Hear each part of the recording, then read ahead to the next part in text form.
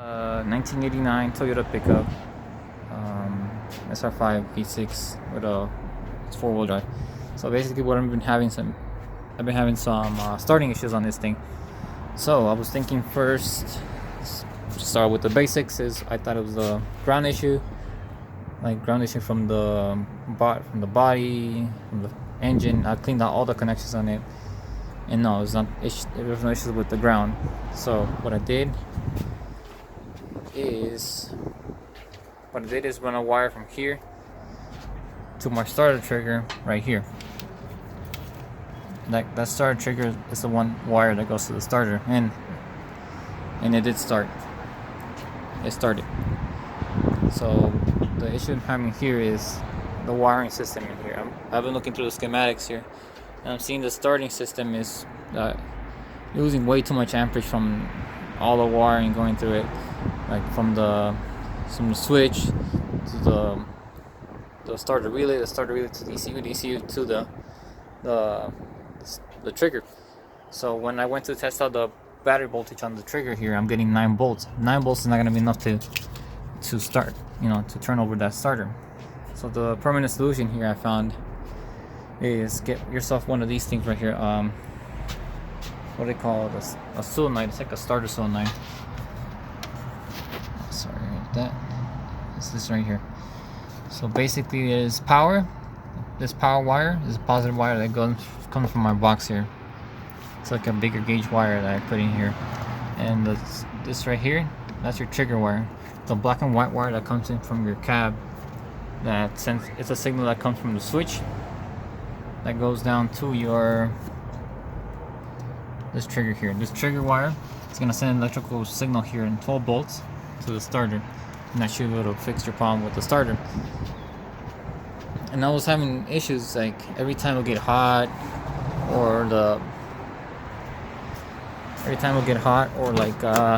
I made like a test, like an amperage test, and see what, like I would turn on the full blast air conditioning, hazards, high beams, lights and everything, and it would just click.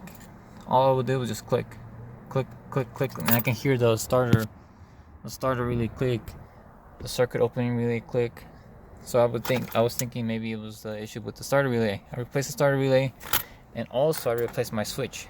I got one from AutoZone, and it was like $60, so basically a waste of time and money to replace those two things when I'm having issues with the wiring in here. It's probably just old and worn out.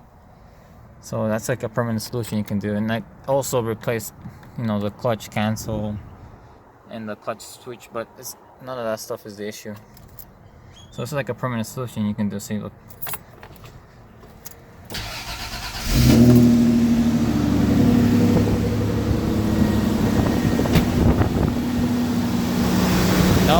And this will bypass all that stuff in there. So you're getting basically a direct, you're getting direct power from the battery to your starter switch, but you're not losing any amperage because it's closer. It doesn't have to go through all that stuff through there, so you're not losing voltage. Even if this lead here gets 9 volts, it'll still send an electrical signal to here to turn on this switch here, to turn on the starter. So that way you're not embarrassed, like in the parking lot, sitting there like thinking it's their starter that's getting hot. I replaced the starter too with a Denso. I don't know, it's like a Denso remanufactured one, because I thought it was like the AutoZone ones. I replaced it several times. So it's just the issue with the wiring here. You're losing way too much amperage here from the switch to the starter relay, from the starter relay to the ECU to the what's it called? The starter. So that's a permanent solution there. And the part number for that solenoid is this. You can get at Napa. It's called a solenoid, and that's the part number there. And that's a permanent solution for your starting issue here. So that way you don't have to run new wiring through the whole cab and everything.